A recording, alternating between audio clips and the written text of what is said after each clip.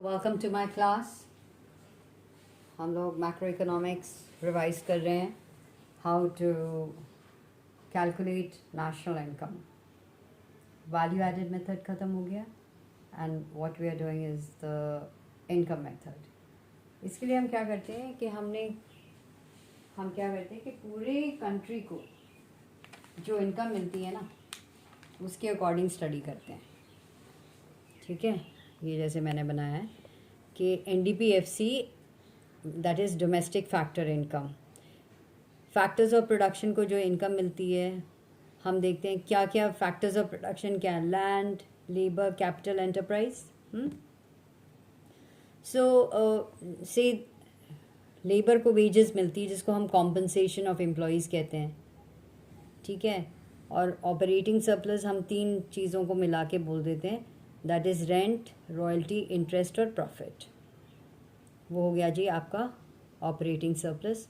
और एक और चीज़ जो है, ऐसा सेक्टर है which is the unorganised sector या इनफॉर्मल सेक्टर जिसको कहते हैं, वहाँ पे mixed income of the self employed हम ले लेते हैं। और mixed income of the self employed का मतलब यही होता है कि इनकम्स जो सेल्फ एम्प्लॉयड पर्सन जनरेट करती हैं, क्योंकि वो खुद अपना लेबर, लैंड, कैपिटल और एंटरप्रेन्योरशिप खुद ही होते हैं अपने एंटरप्राइज का।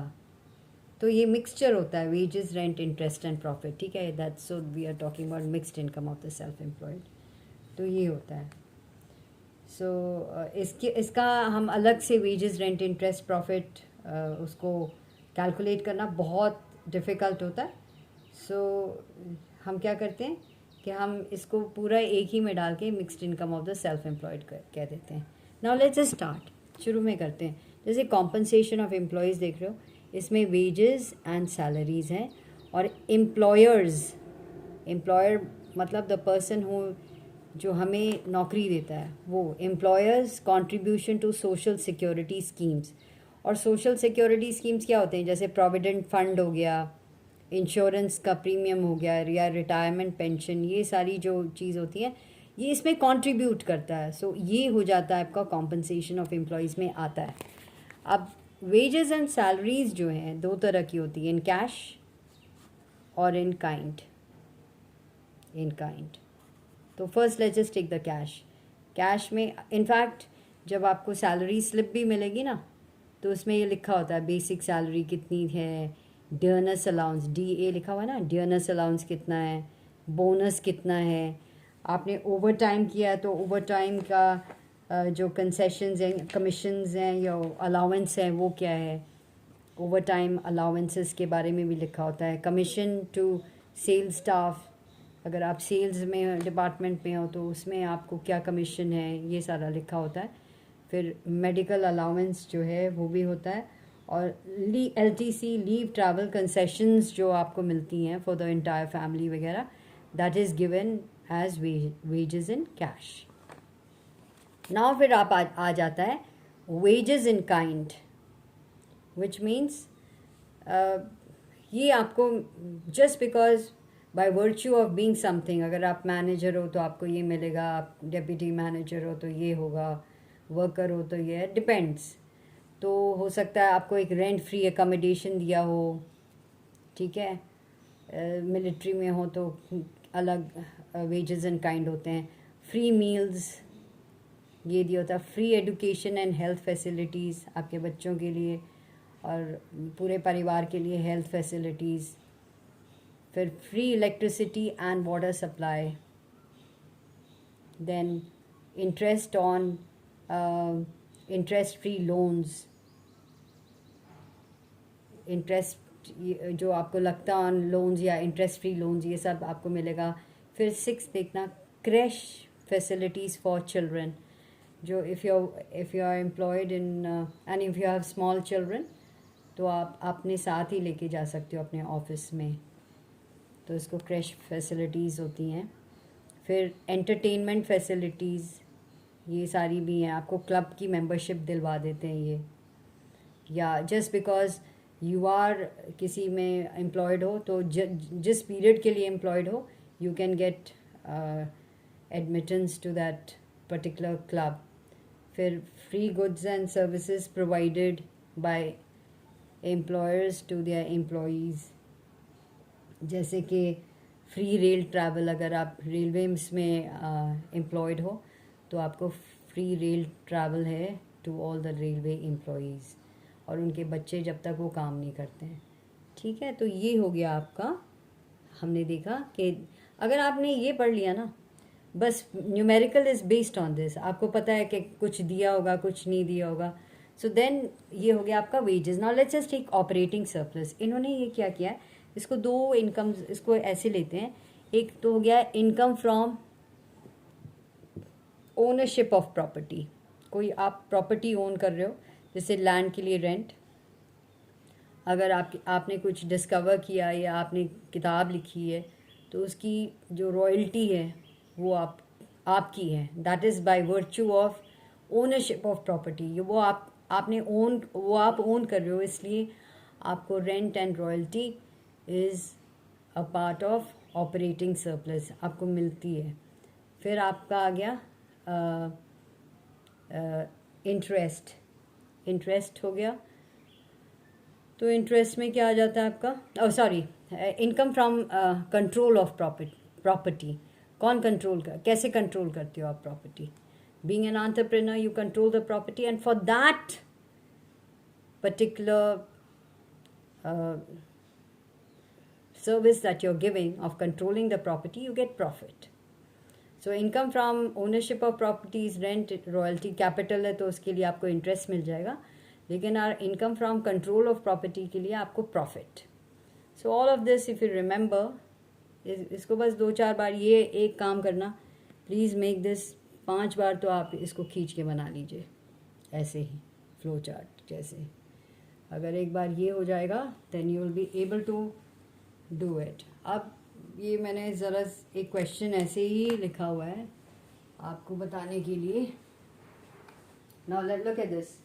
इनकम मेथड है, इसमें आपने एनडीपीएफसी क्या हो गया वो याद है, compensation of employees plus operating surplus बस mixed income of the self employed. ठीक है, अगर आपको कॉम्पनसेशन, इसी से ये बेसिक फॉर्मूला है, इसमें से अगर आपको कॉम्पनसेशन ऑफ एम्प्लॉयज़ निकालना है तो क्या करोगे, ये एनडीपीएफसी जो आपका निकल गया उसमें से माइनस क्या करोगे, operating surplus and minus mixed income of the self employed.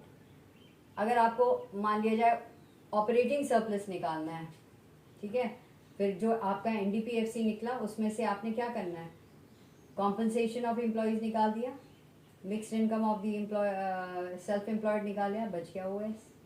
Suppose आपको एमआईएससी निकालना है, एमआईएससी तो क्या करोगे, NDPFC minus compensation of employee minus operating surplus जो बचता है एमआईएससी।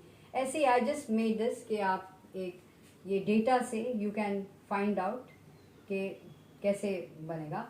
तो आपने देखा कि ये दिया गया from the following data calculate NDPFC, तो आपने एनडीपीएफसी को कैलकुलेट करना है, जहाँ पे कॉम्पनसेशन ऑफ एम्प्लॉयज 6,000 करोड़ दिया हुआ है, rupees 6,000 crore, operating surplus 3,000 crore दिया हुआ है, और mixed income of the self employed is rupees 1,000 crore मान लिया जाए। ठीक है, अब आपको एनडीपीएफसी निकालना, so NDPFC is this plus this plus this, this plus this plus this, so that becomes to कितना हो गया, 6, 7, 8, 9 एंड 1 10, 10,000 हो गए। सो या एनडीपीएफसी कितना बन गया, एनडीपीएफसी 10,000। अब ये सॉरी ये तो लिखा हुआ था। सो एनडीपीएफसी क्वेश्चन नंबर 1 का NDPFC COE plus OS plus MISC that is 6,000 plus 3,000 plus 1,000। Is that clear? Okay, so then अब हम देखते हैं द सेकेंड वन। अब सेकेंड क्वेश्चन में आपने देखा इफ एनडीपीएफसी इज 10,000 दिया हुआ है, OS is 3,000 rupees and MISC is rupees 1,000 crore, calculate COE, आपको सीओई निकालना है।